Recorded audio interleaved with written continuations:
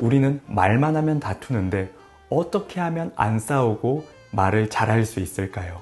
말을 잘하는 방법을 알면 잘 소통할 수 있겠다고 흔히 생각하지요. 하지만 이거는 착각이에요.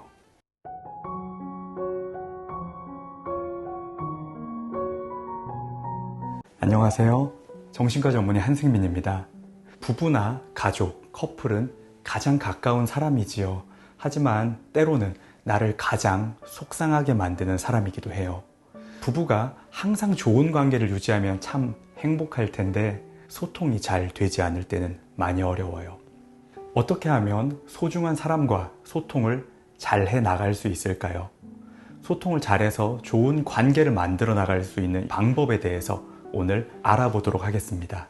예시를 먼저 하나 들어볼게요. 저와 치료를 했던 한 부부의 이야기예요. 결혼한 지 1년 된 부부가 서로 소통이 안 된다고 하는 예시예요. 먼저 이 부부의 대화를 들어볼게요. 남편은 엄청 권위적인 사람이에요. 제가 친구 만나는 거 싫어하고 맨날 일찍 들어오라고만 해요. 그리고 본인은 밥 차려주는 아내가 좋다면서 저녁은 꼭 차리라고 해요. 요리가 아내의 본분이라고 하면서 말이에요. 같이 일하는데 제가 꼭 밥을 차려야 하는 거예요. 이번에는 남편의 이야기도 들어볼게요. 결혼한 여자가 친구와 술을 마시고 12시 넘어서 들어와요. 그것도 술에 많이 취해서 말이에요. 그걸 일찍 들어오라고 하는 게 문제인 건가요? 그리고 아내는 밥 차리고 집안일 하는 거는 전혀 관심이 없는 사람 같아요. 자기도 바쁘니까 저보고 알아서 먹으라고 하고요. 결혼하면 집에도 신경을 써달라는 말이 그렇게 잘못된 말이에요? 자, 이 부부는 소통을 잘하는 방법을 제게 알려달라고 했어요. 그래서 이 부부가 제게 물어본 것은 우리는 말만 하면 다투는데 어떻게 하면 안 싸우고 말을 잘할 수 있을까요? 우리는 소통을 잘하고 싶은데 마치 벽에다 대고 말하는 것 같아요. 말을 잘하는 방법을 구체적으로 알려주세요. 이러한 요청을 제게 했어요. 그렇다면 부부가 요청한 대로 소통을 잘하는 방법에 대해서 알아볼게요. 그러면 소통이 뭔지부터 알아야 할 텐데 표준 국어 대사전에서 이 소통을 한번 찾아보면 이렇게 나와 있어요. 첫 번째, 막히지 아니하고 잘 통함. 두 번째, 뜻이 서로 통하여 오해가 없음. 우리는 흔히 소통을 한다는 것을 말을 한다는 것으로 착각해요. 그래서 소통을 잘하는 방법이 마치 말을 잘하는 방법을 알면 잘 소통할 수 있겠다고 흔히 생각하지요. 하지만 이거는 착각이에요. 소통은 말을 잘하는 게 아니라 정의에서 본 것처럼 서로의 뜻이 잘 통하고 서로의 마음이 잘 통하는 상태를 의미해요. 상대방에 대해서 깊게 이해를 반드시 동반해야 소통을 할 수 있게 되는 거지요. 이 앞선 부부의 치료 중반의 대화를 한번 살펴볼게요. 먼저 아내의 이야기예요.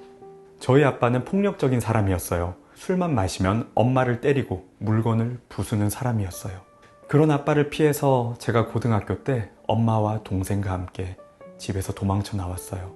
저는 저를 안아주고 너그러운 아빠를 어리광을 다 받아주는 아빠가 있었으면 좋겠다고 언제나 상상했던 것 같아요.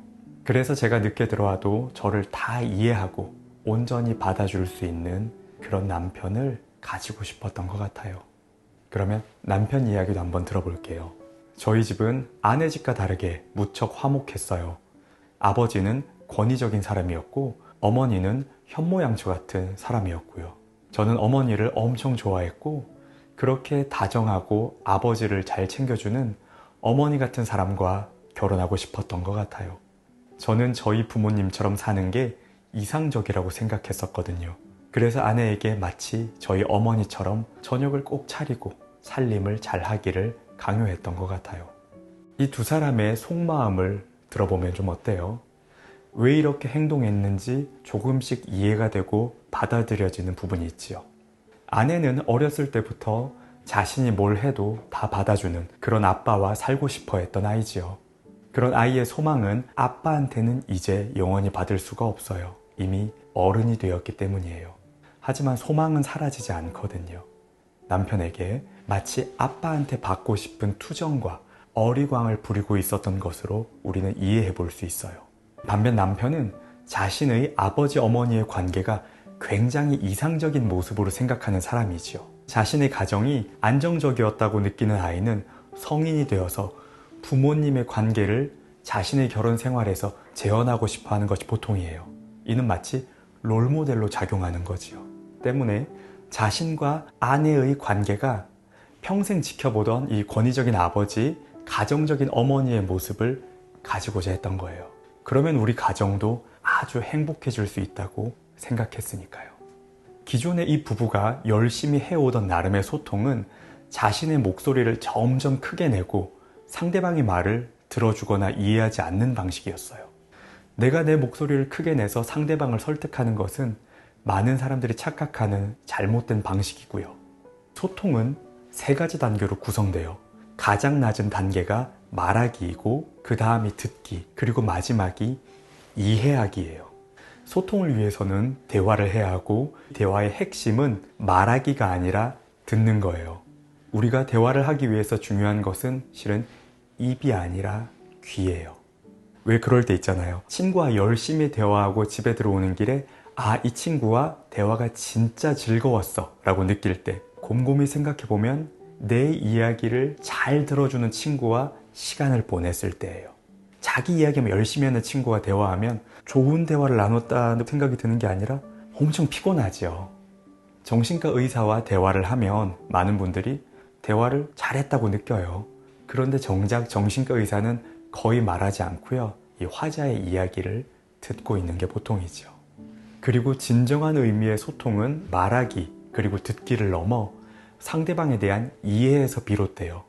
왜 우리가 누군가를 잘 이해하고 그 사람이 나를 깊이 이해하고 공감해 줄 때 우리는 그 사람과 소통이 안 된다고 투덜거릴 리가 없어요. 사람들과의 갈등도 상대방의 입장을 전부 이해하지 못한 오해에서 비롯되는 일이 흔하고 부부끼리도 서로 이해가 안 될 때 다툼이 생기지요. 앞선 부부의 이야기에서도 아내는 온전히 나를 받아줄 수 있는 이 상상 속에 아빠 같은 남편을 원해서 늦게 들어오고 마음대로 해도 이를 다 품어주는 남편의 모습을 소망했기 때문에 오히려 더 늦게 들어오는 행동을 보였지요. 남편 또한 가정적이고 헌신적인 어머니의 모습을 좋아했고 자신 또한 그런 아내와 훌륭한 가정을 꾸리고 싶어 하던 그런 사람이었어요. 이 두 사람의 이야기를 들으면 그래서 그랬구나 하는 이해가 되고 고개도 좀 끄덕여지지요. 이처럼 상대방을 이해해 나간다면 굳이 열심히 막 소리를 치면서 상대방을 설득할 필요가 사라지게 돼요. 그러면 이 부부가 이 치료를 종결할 때 했던 이 대화의 내용을 한번 들어볼게요. 아내는 저와 다른 사람인데 제가 원하는 사람이 되라고 계속 강요만 했어요. 제가 굉장히 권위적인 남편이었다는 것을 알게 되었고요. 아내에게 친구들과 더 시간을 많이 보내라고 했는데 오히려 아내는 요즘 일찍 들어와서 저도 무척 기분이 좋아요. 제가 너무 철없이 함부로 행동했던 것 같아요. 이제는 결혼도 했으니까 더 책임감을 가져야 했는데 그걸 몰랐어요. 저녁을 항상 차릴 수는 없어도 일찍 퇴근하는 날에는 제가 준비를 해요. 남편이 너무 기뻐할 때면 재미있기도 하고 미안하기도 하고 그래요. 오늘은 소통을 잘하는 방법에 대해서 이야기를 드렸어요. 꼭 기억해야 할 것은 소통은 말하는 기술이 아니라 잘 듣기에 가깝고 잘 듣는 것을 통해 상대방을 이해해야 한다는 것이지요. 상대방을 마음으로 서로 이해해 줄 때 진정한 의미의 소통이 찾아온다는 것을 기억했으면 좋겠어요. 혹시 이 영상을 보고 우리 부부에게 필요하겠다고 생각되면 배우자에게 이 내용을 보여드리세요. 그래서 두 분이서 서로의 깊이 있는 이야기를 나누고 더 많은 이해를 가져보면서 잘 대화해 나가셨으면 좋겠습니다.